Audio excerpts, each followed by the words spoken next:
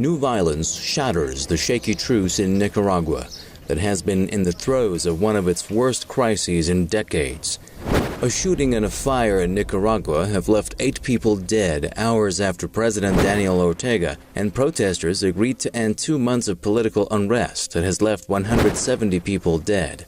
From outside Nicaragua, Ortega has long been seen as a popular leader with few opponents.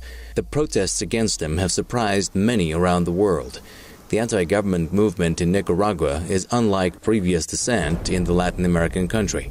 It hails many from the leftist spectrum of Nicaragua, but analysts believe this doesn't clear the U.S. of involvement in the unrest. Look, this is a crisis that has been brewing for a long time.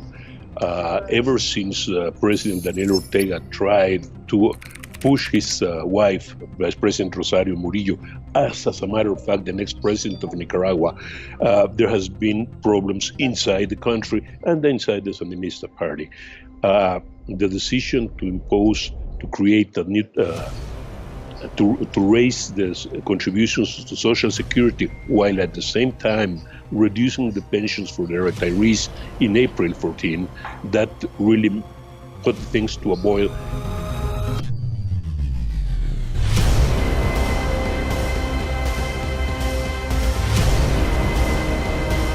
The Nicaraguan government and civic groups had agreed to halt all violence that rocked the government of President Daniel Ortega. But Ortega did not heed a call by the Catholic Church to hold early elections next year to defuse the political crisis that is the worst since Nicaragua ended a U.S.-fueled civil war in 1990. Ortega's third presidential term in a row is scheduled to end in 2021. Polls have consistently shown he has a strong base among Nicaraguans. A survey in 2017 showed that Ortega had an almost 80% approval rating.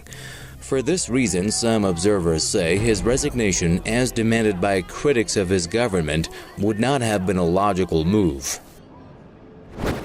It is, at this point, even if the government withdrew that proposal very shortly after, the discontent was already in the street and breeding itself with the government's answer. It has been repressive. So it is one of those crises that has fed on itself for the last couple of months.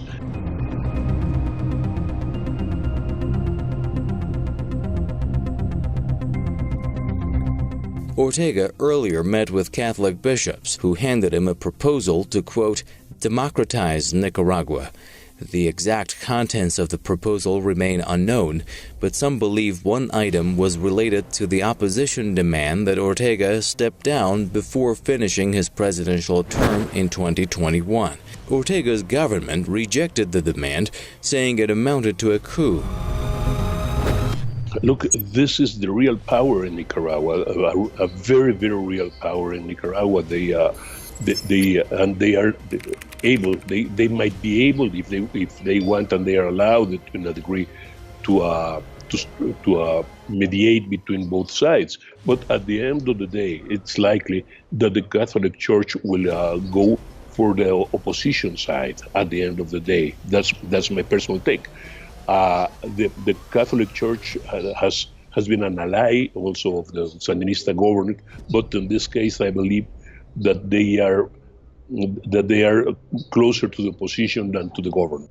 Ortega's opponents and the U.S. blame government repression for the failure of the talks.